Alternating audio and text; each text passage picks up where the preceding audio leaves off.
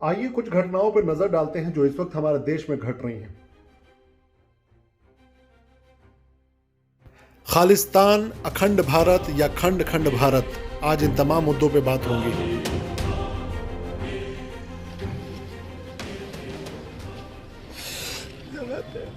क्यों जलाते? किस लिए जलाते?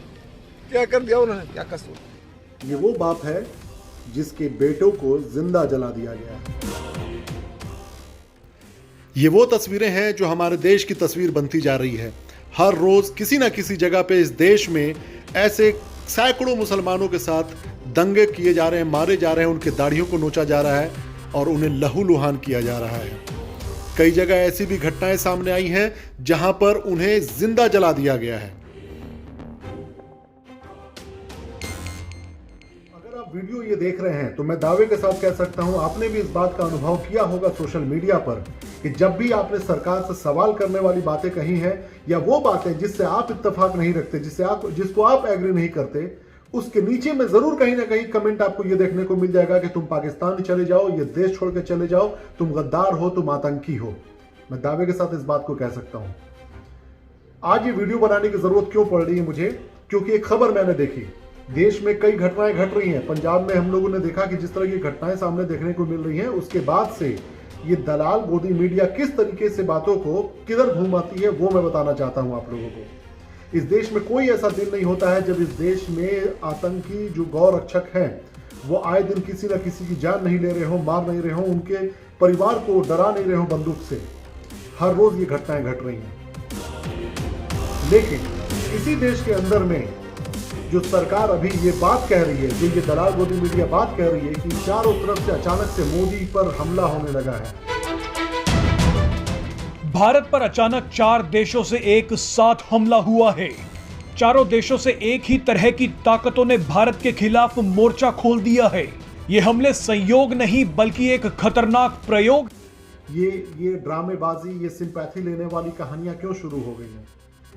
क्या आपने कभी इस बारे में नहीं सोचा कि जो लोग धर्म संसद लगाकर किसी समुदाय का जेनोसाइड करने की बात करते हैं, जो लोग खुलेआम हिंदू राष्ट्र बनाने की बात करते हैं, जो लोग खुलेआम इस संविधान को जलाने की बात करते हैं, जो लोग खुलेआम दलितों को घोड़ी चढ़ने पर मार डालते हैं, जो लोग मुसलमानों को आए दिन कहीं ना कहीं किसी तरह का इल्जाम लगा के उन्हें कभी बस में, कभी ट्रेन में, कभी सड़क पर मार दे रहे हैं या जला दे रहे हैं। भारत को तोड़ने के लिए खालिस्तानियों को फंडिंग देकर दोबारा जिंदा किया जा रहा है। आपने देखा होगा कि दाढ़ी नोचते हुए मुसलमानों को भी आपने वीडियो देखा होगा। इसका मतलब क्या है? आपने फेसबुक पर वो कमेंट हमेशा देखे होंगे कि आप पाकिस्तान चले जाओ, तुम गद्दार हो, न जाने क्या क्या।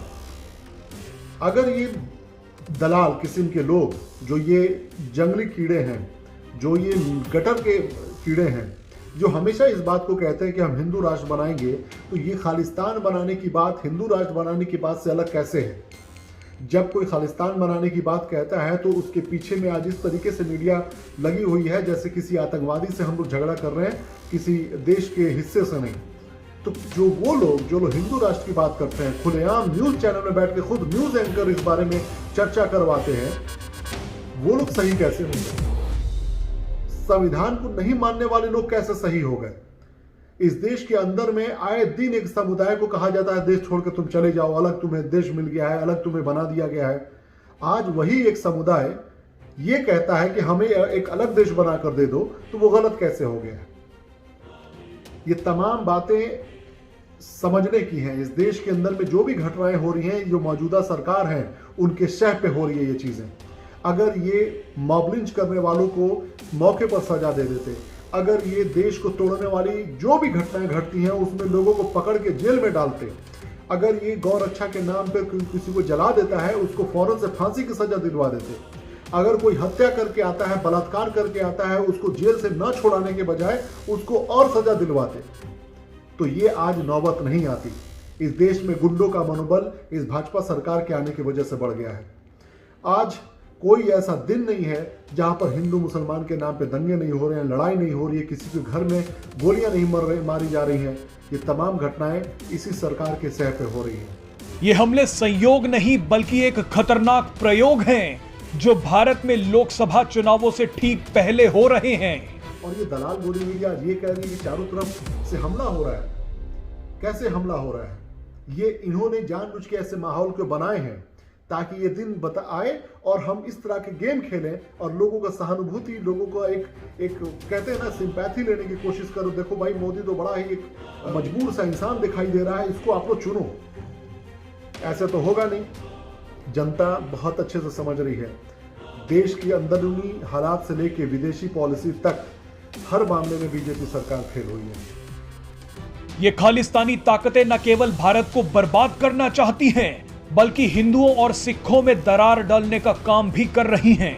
फिर मेरा सवाल इन्हीं दलाल गोदी मीडिया वालों से है, जब इस तरह की ताकतें देश में दरारें डाल रही हैं, देश को तोड़ सकती हैं, सिर्फ 1% की जनसंख्या जो सिखों की है, तो इस भारत के अंदर में रहने वाले वो करोड़ों लोग, वो अल्पसंख्यक को हरास करने वाले बहुसंख्यक समाज के लोग, वो कैसे सही हैं?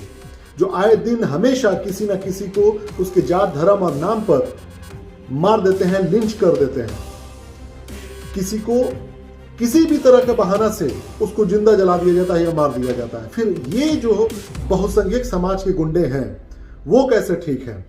वो कैसे नहीं देश को तोड़ रहे हैं? उनके खिलाफ कार्रवाई क्यों नहीं हो रही है? वो जो धर्म संसद लगा के धर्म की बात करने की जगह पर वहां पे जेनोसाइड करने की बात सिखाई जाती है, फिर वो कैसे सही है? पाकिस्तान, कनाडा, ब्रिटेन और ऑस्ट्रेलिया में बैठे खालिस्तानी आतंकी भारत, हिंदुओं और मोदी सरकार के खिलाफ अब खुलकर आ गए हैं। भारत को खालिस्तान की आग में झोंकने के लिए सबसे बड़ी ताकत पाकिस्तान है। आ गई नहीं असलियत सामने।